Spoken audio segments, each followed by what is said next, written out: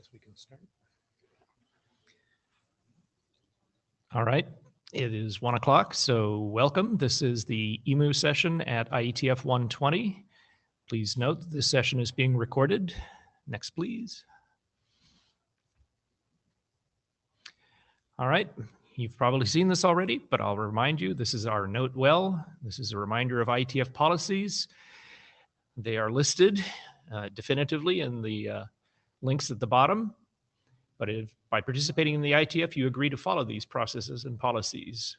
And if you are aware of any IPR that are owned or controlled by you or your sponsor, you must disclose that fact or not participate in the discussion. And you should be aware that any of your contributions and even your presence here is likely to be noted either in a written, audio, video, or photographic form.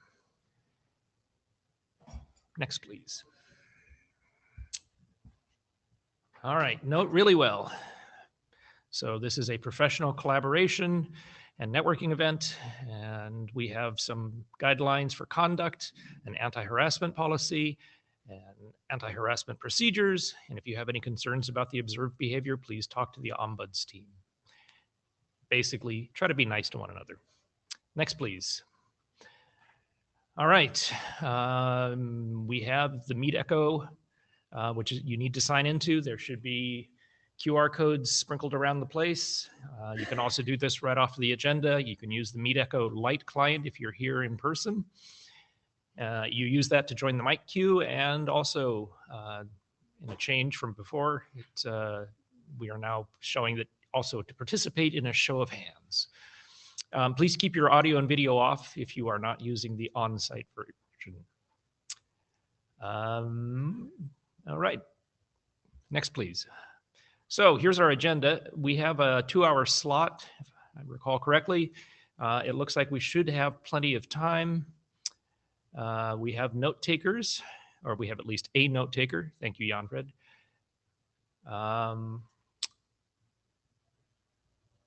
So we have 3 working group documents. That's a result of being rechartered, and these documents being then accepted by the working group. And then we will have 3 presentations on, I'll say, related topics, either new mechanisms, new algorithms, or in Alan's case, I asked him to talk a little bit about blast radius, which is sort of peripherally related to EAP. Are there any changes needed for the agenda? Anybody have any questions about that? All right.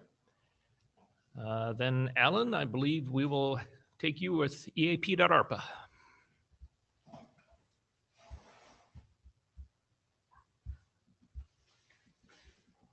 Okay, thank you.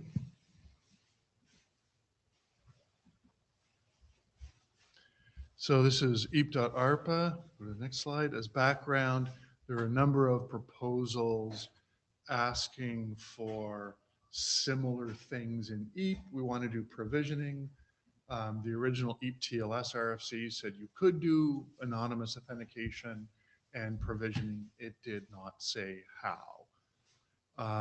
Even the updated TEAP document doesn't say much about this, and many proposed EAP methods are now needing provisioning. So the solution is use EAP.ARPA. It's not routable. You need IAB or standards track permission to add things in the ARPA domain. So we're asking for that. Based on Mohit's proposal, the current rev of the document has been updated to use a subdomain, which makes a bit more sense. So every EAP method has its subdomain. TEAP, for example, ttls.eap.arpa or ttls.eap.arpa.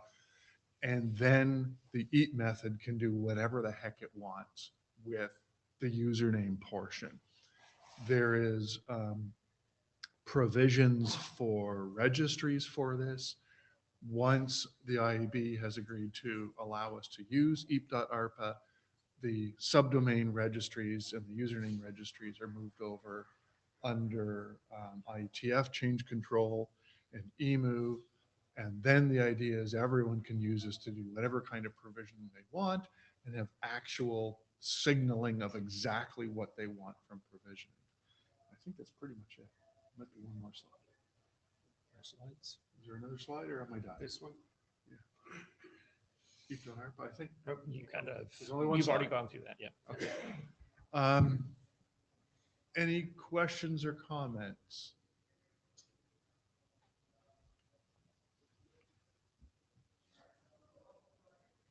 Yeah, forgive me for not having logged in just yet. Still getting there. Elliot Lear, Cisco. Just a question, Alan. Is there any reason to ever actually have, at this point, anything in the user component of the of that portion of the NAI? I mean, should we just say anonymous from now on? There's no plan currently, given that it's given that we would be using a public NAI. I don't see why it couldn't be public. I mean, it's not like you're logging in as, a domain and you want your identity to be secret. So you log in as @example.com, your packets get routed, but nobody knows who you are. Here, there is no personal identifying information in this. It's just some random person wants provisioning A at teep.eep.arpa or provisioning B. And it costs nothing to add it and it may be useful. And all of these NAIs are going to be public in a registry anyways. So there's no secret there. Yes. I may have missed this. QMIS Olympic, by the way, but what is actually going to go in the DNS at this? Nothing. Nothing. Okay, so Nothing. annex domain. No, there are provisions. I guess I knew it was nothing, but what are we putting in the DNS to signal nothing? So there are specific provisions which need to be answered for use of .arpa. The document talks about that. The idea is nothing goes into the .arpa domain. This is a non-usable, non-routable, nothing domain. There are updates I need to add to the document, which says, oh, by the way, if you are a Radius server or whatever, you never look up this domain, right? This domain is defined to be local and you do whatever you want with it. Okay, so I guess we say that EAP.ARPA is routed to AS112 or something. Or no? No, the document talks about that. Okay. There are specific questions in there. What should domain, DNS implementers do? What should whatever do? No, nobody should be looking up this domain. The purpose is someone will look up this domain though. Yeah. So getting an answer of NX domain is perfectly acceptable. Nobody should ever be looking up this domain for anything. So we're just not going to put anything. Right. I will reread the document again more carefully. Thank you. Yeah. The idea is that the domain is signaling within EAP where you don't have IP, where you want to use a domain, but you don't know which one to use. So the only one to use is an IETF domain, which is non-routable, non-usable, isn't used for anything else. And that's largely .arpa.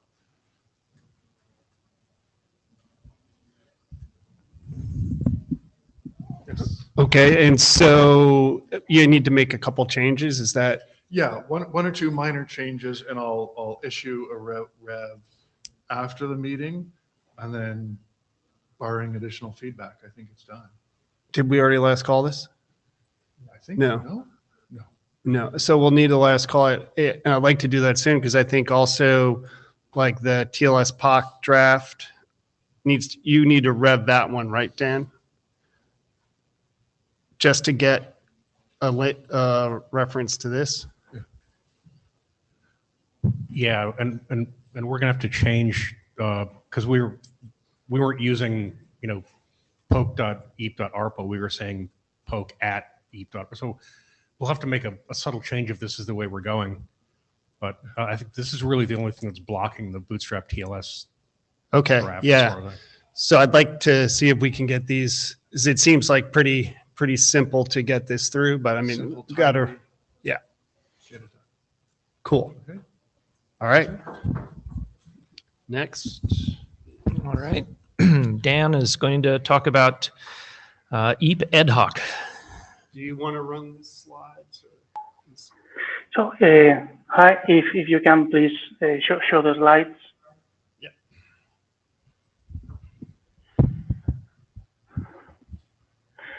So, hello. We are going to talk about the advances in the next version of the draft using extensible authentication protocol with ephemeral Diffie-Hellman over COSI. And if you could please go to the next slide.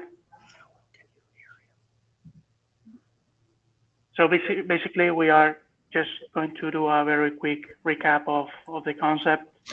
And after that, we are going to talk about the changes that we have added to the flag field, which I think are interesting with the objective of saving bytes. We are also going to talk about a bit the test about implementations that were done in the Paris hackathon hosted by INRIA, and basically talk about the next steps.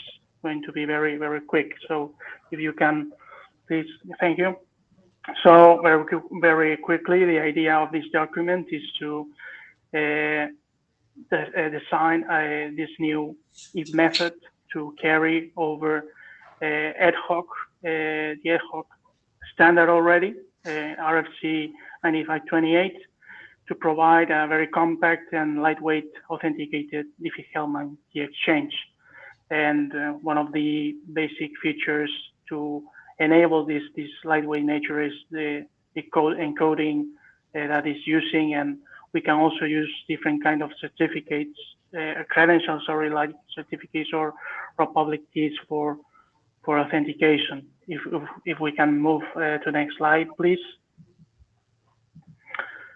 So basically, we came up with an optimization to try to save some bytes over the exchange, and we have reflected that in how we are implementing the flag field. So we move around some of the bits with the objective of having the length bits showing a binary natural number that is going to express how long is going to be the ad hoc length field. So if we can move to the next slide.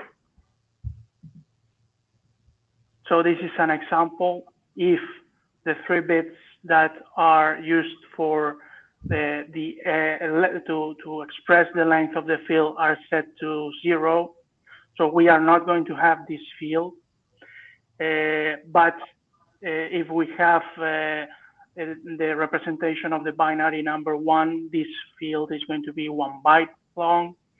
If we have the number 2 represented, it's going to be 2 bytes, and so on until we get the maximum length that was originally intended, which is 4 bytes. So in this way, because of the main purpose of ad hoc was to try to have a very efficient EAP method, we are following this original purpose and implementing this to try to save some bytes in the exchange. Next slide, please. So basically, we have been advancing in the implementation part of this protocol. So we have currently a couple of implementations, one from the University of Murcia and another from the University of Oviedo for the peer and the server part. We have on the one hand for the peer one with OpenPANA as EAP lower layer, and another one with host APD and the WPA supplicant for University of Murcia. And for the EAP server, we have used free radios, and the UOScore and UADHOC implementation for the ad hoc messages in different versions. We did an interop in the Paris hackathon hosted by INRIA, and basically we got the exchanges working between different the different parties. So we are really happy in that sense. And we from the part of the University of Murcia just finished the fragmentation support for the method. And we just want to say thank you to Francisco Lopez Gomez, the student from the University of Murcia, who helped us with this. And next slide, please. So what is expected now in this work? So first of all, we would really appreciate reviewers for this work. We understand that it is in a fairly mature state. And what's next for us is to adapt to the implementations, this modification of the flag field. And lastly, last slide is just to ask you if you have any questions. And again, please consider reviewing the document. Thank you very much. Any questions? Anybody? Okay, Yes. Dan? The other Dan. Yes. Hi, yeah, this isn't really a question, but the Paris hackathon results sound really promising. As a, my experience in the stuff I did with EPWD, so I put it in WPA supplicant and sent it up to Uni, who put it into that build, and about 6 months later it appeared in Android, but of course it wouldn't work because there was no UI. So I suggest you start looking into how you would change the UI for Android, because as soon as you put it into, as soon as you give the diffs to Uni, it's going to appear in Android in probably 6 months from now, and then it'll just magically be in handsets around the world. So that's promising. Hopefully, yeah, that sounds promising. Thank you. Thank you very much.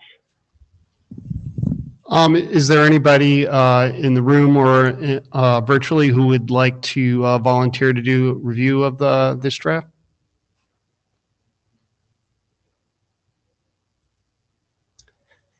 Alan kind of raised his hand. Okay, he really Thank raised you. his hand. Thank you. Thank you, Alan. So Anyone else? I will. Okay, thank you, Dan. Thank you. Bye. All right, so next we have Jan Fred, who will be speaking about EAP FIDO. Now, because of that, we need somebody else to be taking notes since he's going to be occupied with speaking. Can I get at least a single volunteer for this short period while Jan Fred is? Thank you, Alan. Thank All right, you, Jan Fred, Alan. go ahead. Okay, yeah, so this is a short update, unfortunately a bit shorter than I would have wanted, but I'm in the middle of another action here. So a little update on EAP FIDO with a twist at the very end where we will, I will show a possible name change for that. Next slide, please. So just a quick recap, what we are trying to do. We are trying to leverage FIDO keys for Wi-Fi login primarily, but of course you can use it wherever you use EAP. EAP TLS-based protocol with two phases. So first the TLS handshake, and then within the TLS tunnel, the FIDO authentication with different options for the server to send authentication parameters, like if there is a requirement for user presence or user verification, or if you can use silent authentication, and the configuration, because that's a big problem in TTLS, PEEP, or all these methods, especially in bring your own device environments. So for this new EAP method, we want to have the one string to rule them all. So we have one config option that's would probably be the domain of the user. So I would type in dfn.de. I would tell my phone to use the passkey that I have already registered for dfn.de, and then I would use that. Next slide. So this is again the protocol flow that we designed right now. So first the TLS handshake, the server sends a request to the client requests a FIDO signature, and then we have the option for discoverable credentials, or if no discoverable credentials are available, only then the device will send a username in the inner tunnel. The server will send back a list of public key identities. The device can then request a FIDO signature with that, and then the device can respond with the signature from the FIDO key, and the server can check that. Okay, next slide. Yeah, so what happened since Brisbane?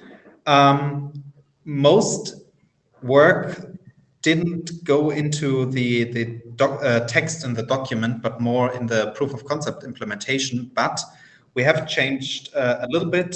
So first, of course, the work was adopted as a result of the rechartering of the EMU working group. Thanks for that. And I did a small change in the data format. So my original idea was to have strings as keys for the authentication requirements, like user presence or user verification. I've talked to people about it, and they suggested just to use numeric keys for standardized requirements, which would be, okay, if it's a 1, then this means the user presence, like in this definition. If it's a 2, then user verification, but still have the ability to use strings for experimental keys. Most text around the actual FIDO authentication. So what do I send to the FIDO authenticator? What is exactly the string that the authenticator then signs?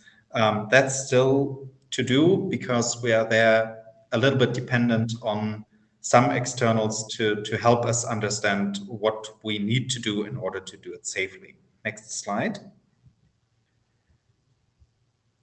So I talked about it. I have a bit of running code. I am still working on a complete proof of concept implementation, but there is a functioning implementation that uses host AP.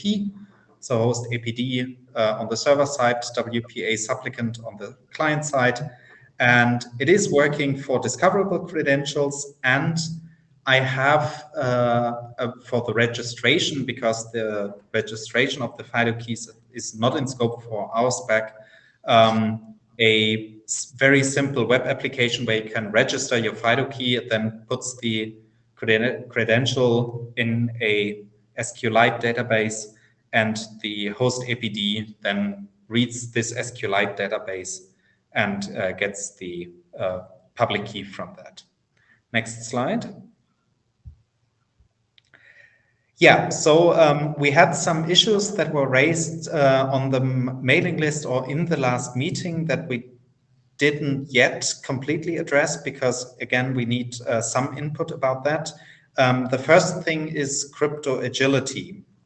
This is an interesting part, because the WebAuthn specification explicitly states that for hashing the client data that the authenticator should sign, they use SHA-2, and that's specified in WebAuthn. They can't use a different hashing algorithm than SHA-2.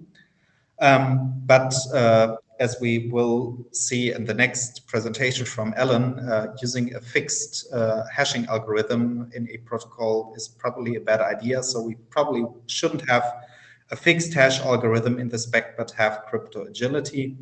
That's something that we need to look into, how we can negotiate an algorithm, or if we maybe even can leverage some things that we already negotiated in TLS. And then the bigger issue is that platform authenticators don't do CTAP. We changed that a bit when we had the discussion about the charter in Brisbane. So again, there we would have to look into it. If you have a platform authenticator, then silent authentication would still work or not. So all this is still a lot to think about. Next slide. Yeah, so the next steps, because most of the things that I said that we need to look into are things that are very specific to FIDO.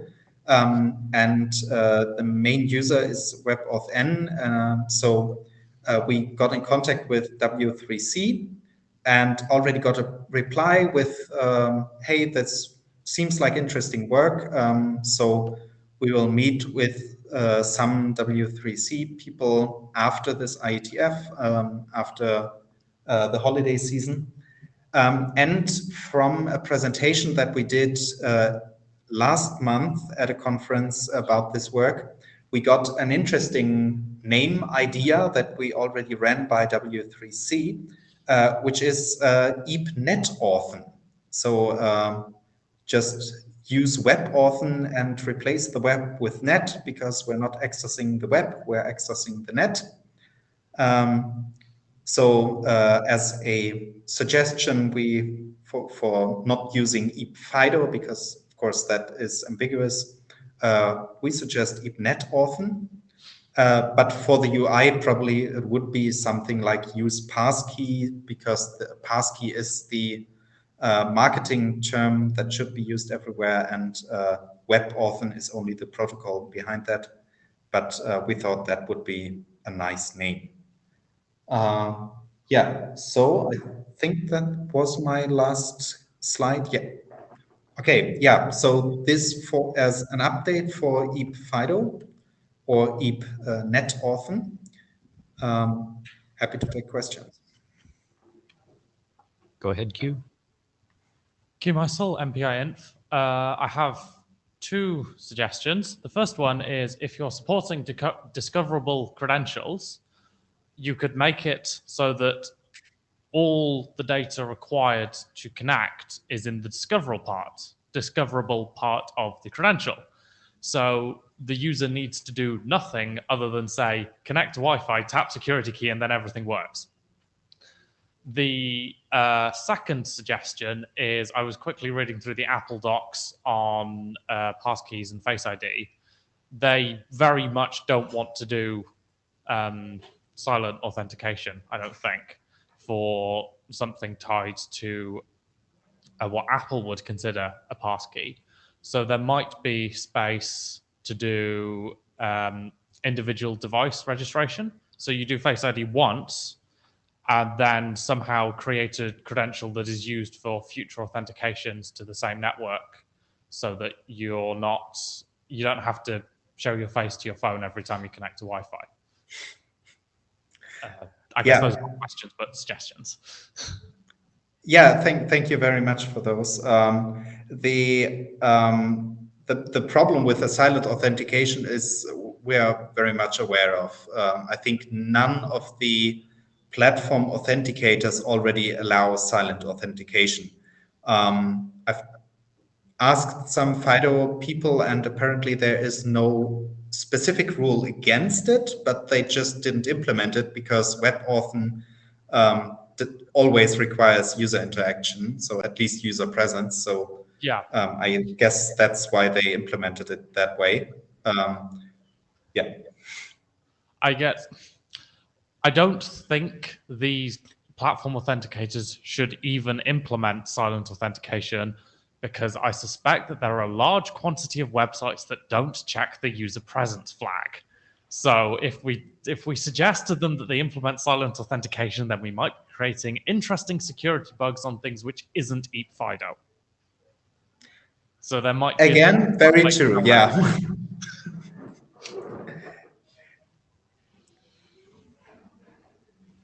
Alexander. Hello, Alex Kluter, core mem. Leaning on trying to figure out an alternative token after someone's shown their muggins to the camera. Maybe we can lean on session tokens somehow with the TLS token. I don't know if now normally those things are only remembered for 24 hours. That's the upper end, but maybe as a suggestion in your draft, you say, okay, in lieu of being able to get silent authentication, this could be another method used like TLS tokens instead, session tokens. I don't know, because that's the only other thing you've got which you could treat like as almost a provisioning, and then these tokens just are more persistent than the recommended 24 hours. I don't know. We thought about that a little bit. It sounded a lot like we're trying to do something that it was not intended that way, but or it sounded a lot like the existing solutions that we have right now, where you register through a website and then you get a client certificate, and you have to implement, or you have to put the client certificate on your device. Of course, with TLS session tokens, it would be a little bit easier. I'm not sure, but I'll definitely take the suggestion and look into it.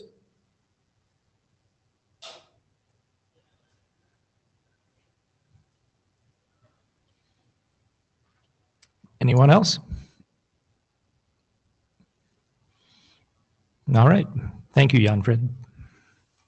Thank you.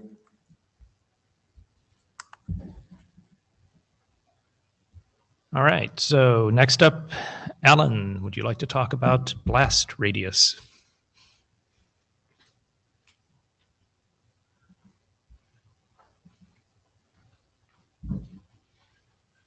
Yeah, this isn't directly related to EMU, but it is closely related to EMU. Next slide. Yeah, it's been broken for 30 years and nobody noticed. Well, maybe some people did. The short summary is that certain packets in radius are unauthenticated. They lack all integrity checks. Due to magic as to how radius works, it's easy to add data to some packets for an on-path attacker. The server signs the reply with the extra data you added, and now the on-path attacker can change the reply from a reject to an accept, or a challenge to an accept, or almost anything the attacker wants. There are some costs to this, but it works, it's done. EAP seems to be okay because everyone requires the message authenticator, which is HMAC, which is not vulnerable. What can we learn from this? Yeah, making your own crypto is bad. If only we knew this in 91. It wasn't my fault, I wasn't there, I joined later. And pretty much nobody looks at foundational networking protocols, right? It was there for a while and nobody noticed and nobody cared. Next slide. So it's real, it is an attack, it works. The updates to the MD5 cracking code are available. If you're willing to steal people's credit cards, you can get enough cloud computing power to do this fairly quickly.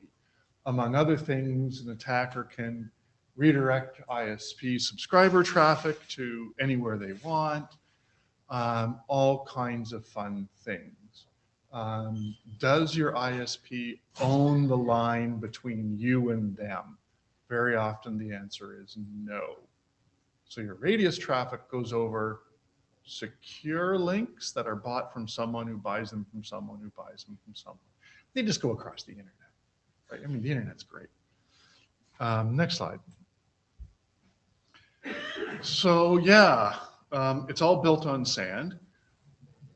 You know, all this post-quantum yada, yada, yada is great. The lower level protocols are insecure, unauthenticated, and nobody knows anything about them and nobody cares, and it's a miracle that they all work. So there's some discussions trying to leverage ways to potentially fix this. These are less directly related to the blast radius thing than logical outcomes of it. I think that's it. Or is there one more? That was it. That was it. Okay. I don't even remember what I did an hour ago. Questions, comments? Nobody cares about radius. It's okay. No. Okay. All right. Thank you, Alan. I appreciate you being willing to give a prompted briefing on this.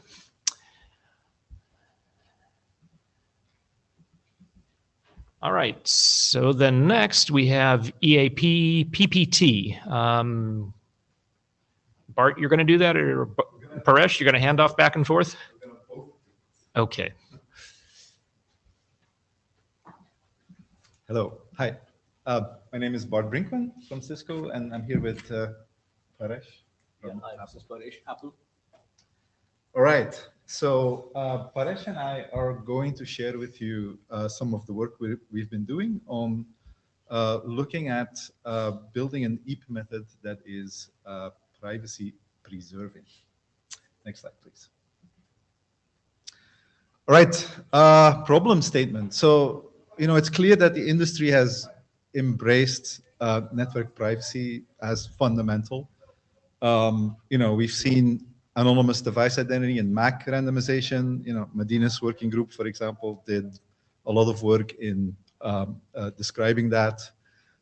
We're seeing anonymous application identity with application proxy. Mask, for example, a good example of that. And there's a few implementations that a privacy-conscious internet user can use. We think the third leg of this tool is user identity. And if you think about user identity, the gold standard for user authentication is EAP, Extensible Authentication Protocol.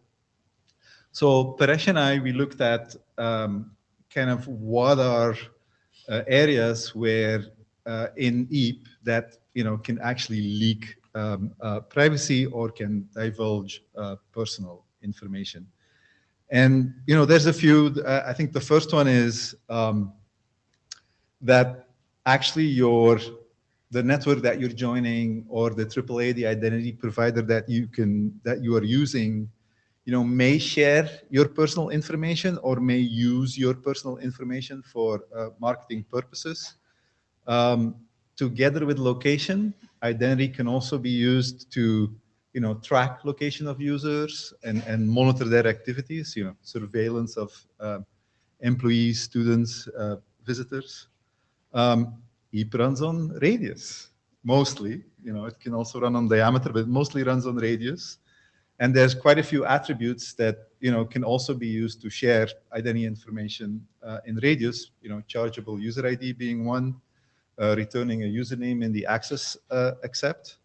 But also location information can be shared, RFC 5580, location information attributes, but also attributes that are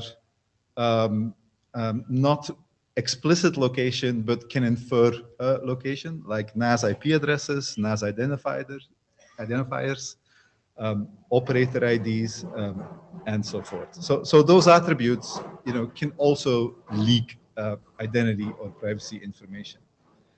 And then last but not least, what we see is that a lot of EAP methods they have mechanisms or they try to protect users' privacy, but typically they're trying to protect against third-party attackers, be either passive or active, but not really around leakage from network service providers themselves, AAAs or identity providers. An example of that from our own personal experience is WBA Open Roaming, and WBA Open Roaming actually includes a privacy framework. So there's a document that basically describes, hey, if you want to, preserve privacy in this solution, this is how you do it. Now, a few IETFs ago, IETF 118, we did a hackathon, and we basically looked at, okay, in a solution like open roaming that has many identity providers, does everybody actually do this the right way, right? So are there intentional or unintentional leakages? And we found a few. We found in one case that chargeable user ID, which is supposed to be anonymized and which actually was anonymized, in some cases doesn't rotate fast enough. So you could, infer or you could correlate between sessions. So you could, for example, see that a user is a return user in certain use cases. We saw one identity provider also leak identity in a class attribute. This was definitely unintentional. And then, obviously identity providers could also infer location from the attributes that we just discussed. So our conclusion here is that even, when a privacy framework is in place, implementers could unintentionally, leak some personal data. Next slide, please. So then we looked at, okay, how do we solve this? And our objectives here are, can we provide anonymous access to public and private networks that still have like a strong attestation? And how do we protect against, both active and passive attackers, but also network service providers themselves, venue owners, enterprises, and identity providers as well. So mostly for unintentional leakage. And there's kind of two core principles that we based our work on. The first one is that we don't carry identity in EAP, but we carry an attestation from a trusted attester. What does that mean? Is that I have a public and a private example here, but so in the public example, we've got Bob, who's an iCloud user, and instead of transporting Bob's credentials in EAP, we basically convey the attestation that, hey, a trusted attester attests to the fact that this is an iCloud user. He's logged into the Apple device that is currently trying to access your network. In the private use case, this instead of Alice at Cisco and her credentials, we're basically attesting to the fact that, hey, there's a Cisco employee here joining that network, and the device of that employee meets the corporate security policy. The second core principle is that the authenticator is unlinkable. So both unlinkable to the user, but also that there's no collusion possible between actors in the scheme, so that the attester, the entity that issues the token, and the entity that redeems or authenticates the user cannot collude to identify the user. And with that, I'm going to let Paresh here explain how we think we can use or implement these core principles into a new EAP method. Paresh. Thank you, Bart. Next slide, please. So we know the problem statement, we know the objectives. How do we solve the problem? Sorry. How do we solve the problem? What we need? Essentially, it comes down to two items: an identity-free credential. A credential, when presented to the authentication server, all that it needs is to determine whether it is valid or not valid, and based on that, make a decision on authorization of the peer. And it doesn't need to know more than that. Unlinkability between the credential issuance and verification. When authentication server receives a credential, it doesn't need to know what went behind the issuance of this credential. What was the source, how it got issued, how the attestation was done, how the attestation proof was generated. It doesn't need to know all those things. So it's a Boolean kind of assessment of the given credential, whether it is valid or not valid. Next slide, please. Now we thought about this problem and then the objectives we had in mind, and then we started working on the solution. And the solution we arrived at was privacy pass token. Now, many of you must be already familiar with the work that is being done in the privacy pass working group and the documents that they have generated to define the architecture and then issuance protocol and authentication scheme. So what privacy pass token offers here is a cryptographically generated, unforgeable and unlinkable proof of attestation. So there are some keywords in that statement, cryptographically, which means there are some cryptography functions that are ensuring that the privacy pass token is providing the required unlinkability. So the cryptography functions that have been employed are OPRF, the oblivious pseudo-random functions using primary order groups, RFC 9497. And then the RSA blind signatures, RFC 9474. So for the first one, the OPRF that offers privately verifiable privacy pass token, and RSA blind signature offers publicly verifiable signature using the issuer's public key. And we probably already know that RSA blind signatures has been already instrumental in supporting or implementing privacy preserving voting systems and digital payment systems. So it's the same technology that has been used here. And then the next thing is the server client and issuer client and attester server unlinkability guarantee. Now, privacy pass token offers all these features, which is why it makes a perfect choice to be used in EPPT for wired, wireless, and VPN network access with anonymity. Next slide, please. So let's dive into how, at high level, the EPPT works. And then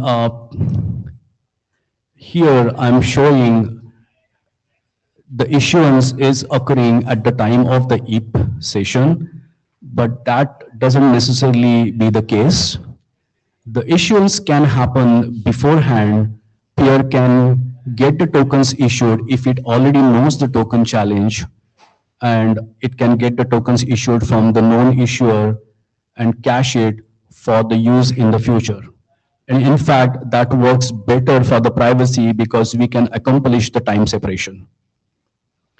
So for understanding purpose, I'm going to talk about how the issuance is happening at the time of the EAP session. So EPPT is always performed inside the tunneled EAP method. Just like privacy pass token offers authentication scheme, which is HTTP over TLS. Similarly here, EPPT is being encapsulated inside a TLS tunnel provided by the tunnel EAP method, which is why we see that padlock there. So once we have a TLS tunnel established, EPPT gets invoked. It starts with the simple identity request and response. The response has to ensure it is privacy friendly. The realm in the identity is only used for making a decision on what challenge should be thrown at the peer and how the redemption of the token should be performed. And it's a simple challenge response protocol. So once the identity is determined, the server will send a challenge, and the token challenge structure in the challenge message is what actually tells the peer what is the type that it supports, whether it is OPRF or RSA blind signature, and what is the issuer that the server trusts. So it makes sure the client or peer gets the token issued bound to this challenge from the issuer it trusts. And then there are two optional informations inside the token challenge. The first one is the origin info. And then origin info is something you can think of. I mean, in case of privacy pass token, it's easy because it's made for the proprietary web services. But then if it's EAP authentication for layer 2, there is no host name involved here. So we could use the subject alt name extension with the DNS name value in the server certificate as the origin info. And then we can make sure the token generated is bound to that origin only. And then the second optional member of that structure is the redemption context. And the redemption context is something that server can use to distinguish the different ePPT sessions for a client so that it can be used to prevent double spending of the token. Now, when the challenge is received by the peer, it has to get the token issued, or it must have a token issued before and cached before it can respond to that challenge. So way the issuance works here is it has to go through some attester because the issuer trusts the attester, and attester, based on the attestation it performs with the client, guarantees that this is a legitimate client and it is making a token request, and that token request gets honored by the issuer only after the attestation is successfully completed.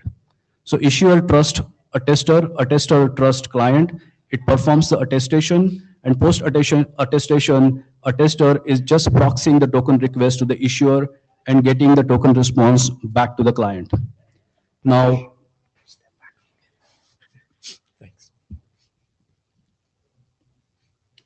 Now, what does it mean by attestation here? Now, the draft says that attestation is out of scope of this document, and you can take a look at the documents where the attestation is described by privacy pass architecture. Essentially, it means is you show me some proof or evidence that you are worthy of this attestation. It could be you are running on a trusted hardware, or you have a valid application layer account, or you just solve a CAPTCHA. Now, whatever it is, the attester has to be happy with that, and post its verification, it is ready to issue or proxy your issuance request to the issuer and get the token issued. And once the token is issued, the ePPT peer presents that to the ePPT server, and server is using, depending on the what type in the token challenge, whether it is OPRF or RSA blind signature, it verifies the PRF output or RSA blind signature using RSA PSS signature algorithm, and then it passes the verdict here whether the token is valid or not valid, and then sends back the EAP success or EAP failure to the EAP peer. So next slide, please. Yeah, so let us know if you have any questions, any comments. Please take a look at the draft and please provide us your valuable feedback, and please guide us how do we actually go about getting this adopted in the EMU working group. Thank you.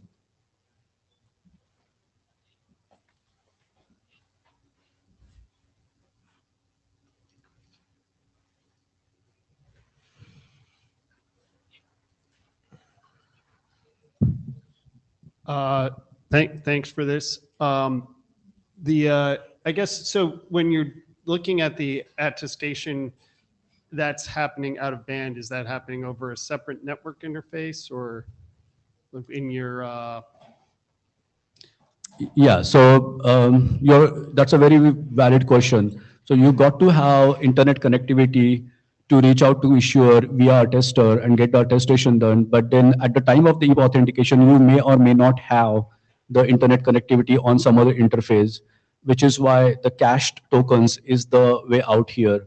But then it doesn't technically stop you from getting the token issued if you have actually a mobile phone with a cellular connectivity. And if you could prove that you are worthy of issuance of token through some attestation process, you can get a token issued over cellular interface, or on the any PC or Mac, you can use Ethernet interface to do that.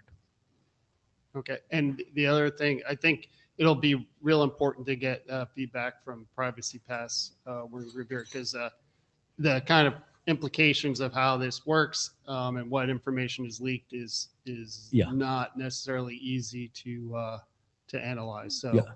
I know you're presenting later, so yep. Thank you. Alan? Yeah, I just had a couple of quick comments I posted to the list. Overall, the document seems fairly clear. There's just a little bit of vagueness about the outer TLS. And there could be more information there. And I think that would affect a lot of the privacy implications. Yeah, we purposely kept that outside of the, because there's really multiple ways, like depending on whether or not you're public or private. In the public case, just like an attester has a relationship with one or more issuers, they would have a relationship with one or more redeemers, right? And then, so basically from an outer identity perspective, that the NIE of the, or the realm of the redeemer would be, in the outer identity, and then the redeemer could be found through RFC 7585, for example. And then So, yeah. the private use case is obviously simpler. Yeah, it would help to have these issues and caveats and warnings discussed in the document. Otherwise, people read it and do the wrong thing and lose all privacy. Thank you. Thank you. Anyone else? All right. Thank you, gentlemen. Thank you. Thank you. Oh, I have. Sorry. Oh, Elliot.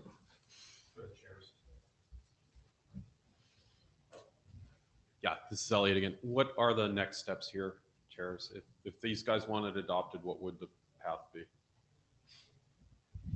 So I think first we'd have to coordinate with Privacy Pass working group. But fortunately, I'm a chair there as well. But to understand what the privacy implications are here, because it's not completely clear to me just from looking at it briefly, what the implications are if this is kind of functionally different than the existing use cases and needs to be analyzed in a different way. Because we'd like to, we don't want to go forward with something that's not going to have the privacy properties that it's supposed to have. So Assuming it does, then I think right now we don't have a charter item for this thing. So I guess the question for Paul would be, would we want to go through rechartering again if we want to add it? I mean, it's not that big of a deal. But that would be the thing, is just, kind of going through a working group adoption to make sure that this is what the working group wants to do. And if they want to do that, then we, recharter with this item and then move forward. Does that make sense? it does. I do. Let me go to the microphone.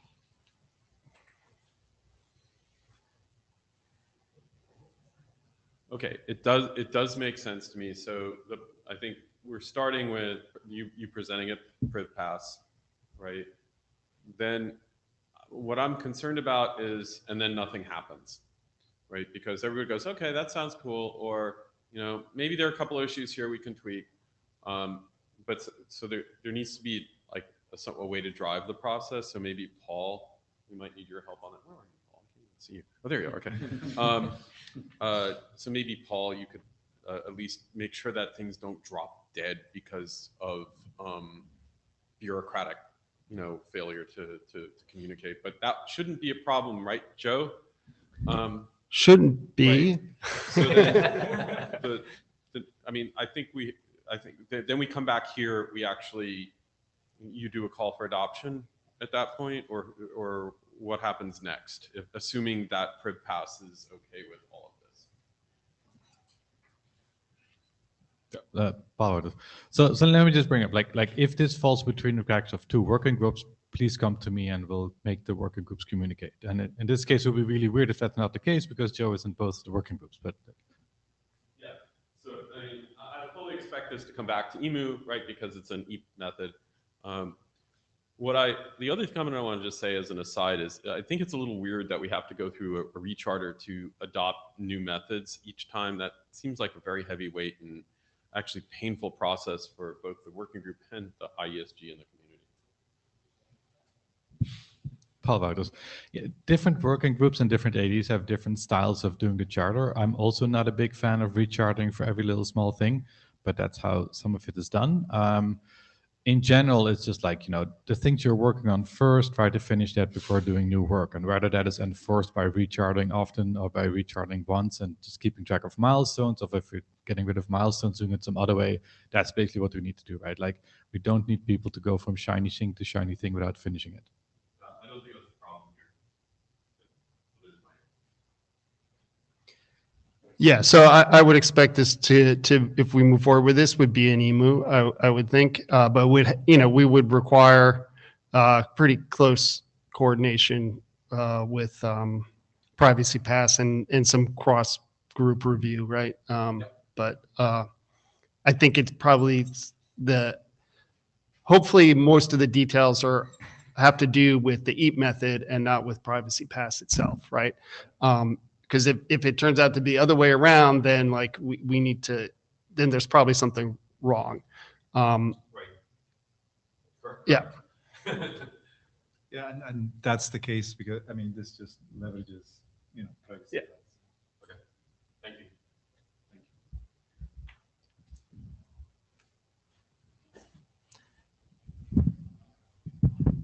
All right. Next, we have Aritra, I believe remotely, for PQC for EAP, aka Prime, which is 2 documents. Hi, Peter. Can you hear me?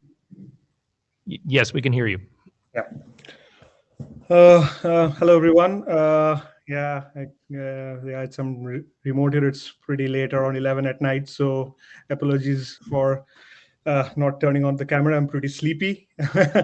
So we are going to be. I'm going to be quickly going over two drafts here.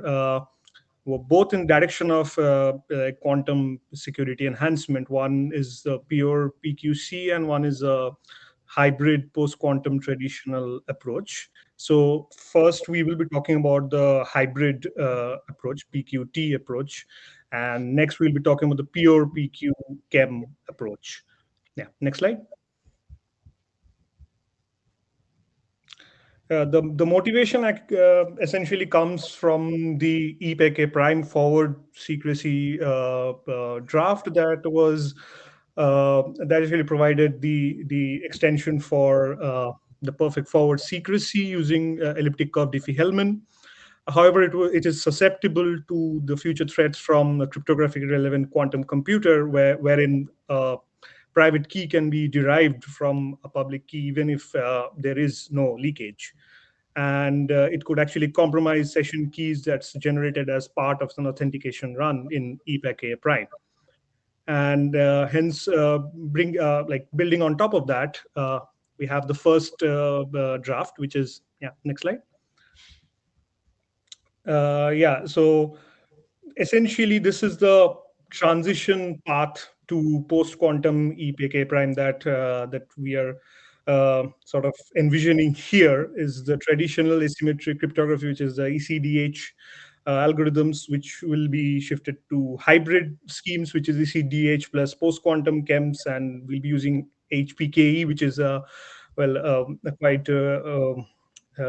quite well-used protocol in other working groups as well, which supports hybrid post-quantum and traditional hybrid encryption schemes. And finally, this will be moving on to the pure PQC chems like ML chems or other algorithms that will be standardized in the near future. Moving on. First, I'll be talking about the PQT hybrid enhancements for EAP Prime. Next slide. We'll be leveraging HPK, which there has been some interesting work in CFRG as well, where we have there has been shown to leverage HPK using PQC plus ECDH, a hybrid combination for key exchanges, and it has been used by several protocols like oblivious HTTP, encrypted hello in TLS, and until recently in POSE, JOSE as well. The HPK based drafts have been adopted by those working groups, and primarily because it's friendly to hybrid encryption schemes. Moving on. The part of the call flow would be similar to the EPK prime forward secrecy draft. The changes would start from the key exchange basically area or the key exchange steps where PQC chem in additional with the CDH key pair would be used as basically a public hybrid key instead of just ECDH AT pub ECDHE. And the peer would calculate the hybrid shared secret, and the EAP server would again decapsulate and calculate its hybrid shared secret based on the value received from the peer, and the EAP success would take place. So essentially, the changes in green are where the changes would be from EPK prime forward secrecy draft. And yeah, moving on. And here, basically the hybrid shared secret would be generated based on HPK, which is in turn based on PQC plus traditional elliptic curve Diffie-Hellman, and rest of the basically the notations or rest of the values would essentially remain the same after that. And yeah, moving on. A new attribute, like I mentioned in the previous slide, named AT pub hybrid, that has to be defined. I think that has to be part of the INA registry as well, to carry the public key, which is basically the concatenation of the PQC chem and the traditional keys, and it will basically calculate it will carry the encapsulated key, which is the traditional chem algorithm as well as the PQC chem algorithm. And the KDF forward secrecy attribute needs to be updated to ensure that it has basically the PQC chem message as well. And it will be included, the hybrid key would be included first in the EAP request to indicate a higher priority than the traditional KDF. Yeah, moving on. Yeah, this is the basically the new attribute that would be defined, and it would contain the public key, and for the EAP request and the EAP response, it would be the encapsulated key, which is the concatenation of the traditional key and the ciphertext from PQC from the EAP pair. And this is basically what would be registered at the INA, sorry. And yeah, moving forward. I think we'll. It's best to have the discussions probably after the next draft, after I present the PQ version of it. But we really hope for some comments and suggestions. And since essentially this is a discussion which started quite a while ago when the EPK prime forward secrecy draft started, whether how to include PQC and hybrid versions of basically to enhance quantum safety. So we would be hoping for considering for a working group adoption as well. Yeah, moving on. Yeah, now quickly we'll go through the PQ chem versions for EPK prime. Here we completely remove the ECDHE part, and instead we replace with the post quantum chems completely. And yeah, next one. Yeah, key encapsulation mechanisms, as we know them in the definition, is pretty generic here. It was from the API, from PQC API interface, and it's a key generation. There's an encapsulation function based on the public key, and a ciphertext and a shared secret is generated, and the decapsulation function calculates the shared secret based on its basically the peer's ciphertext and its own secret key. Yeah, moving on.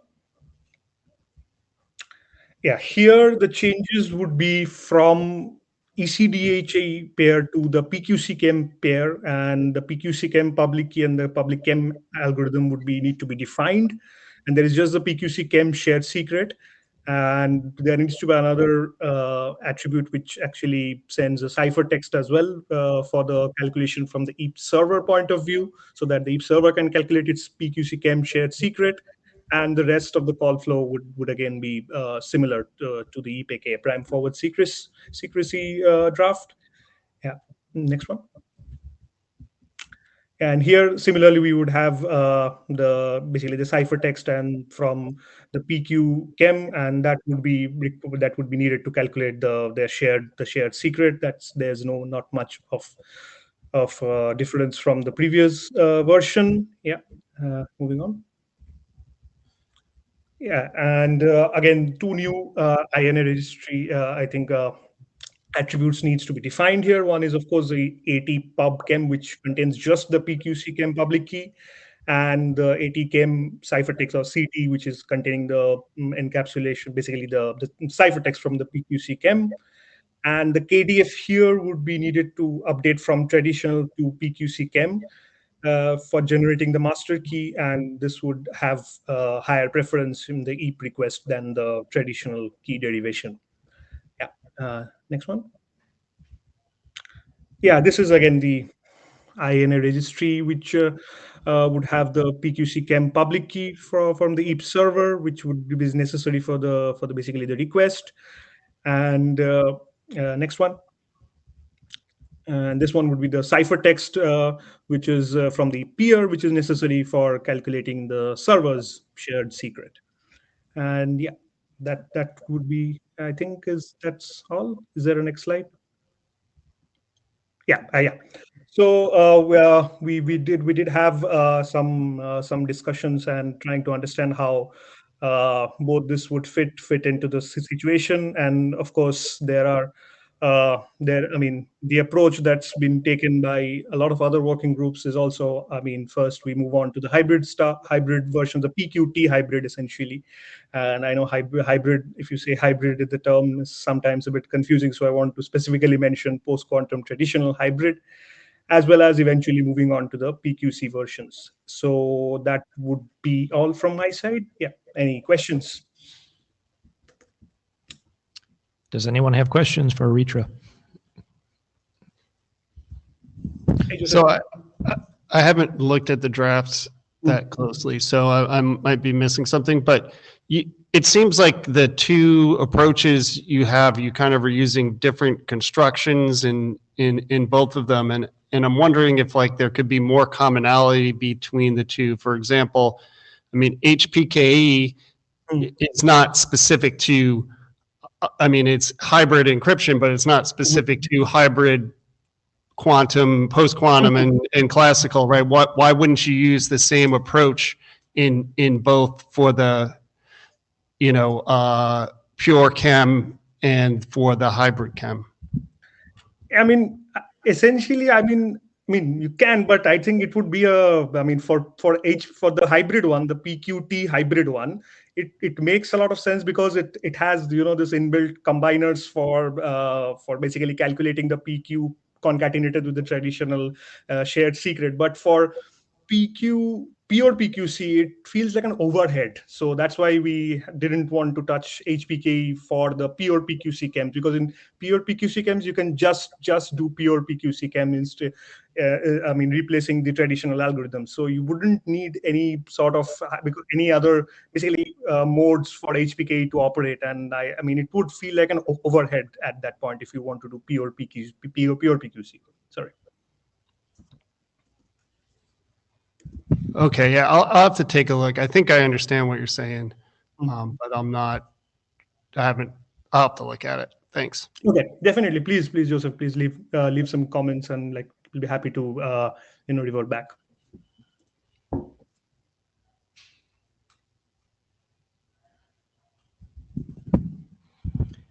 Anyone else?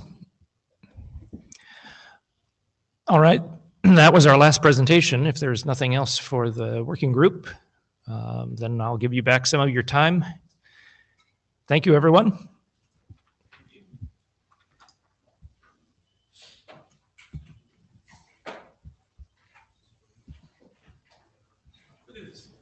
We haven't even bumped into each other randomly.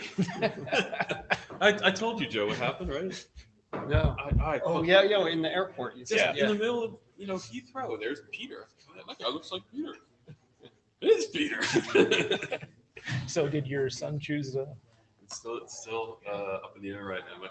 We did the college tour in the UK. Yeah. And so we're coming back from Bournemouth and we ran into your kid's got to be out of college by now, right? Well, my eldest is going back for a PhD. She's going to Columbia. Oh, wow. You're following the steps of your father, huh? Following the steps of your father. I didn't get No, but just incredibly bright. well, hopefully brighter. Oh, man. My kid, I think my kid is at this point. That's possibly because I have fewer brain cells than I did. This is the problem.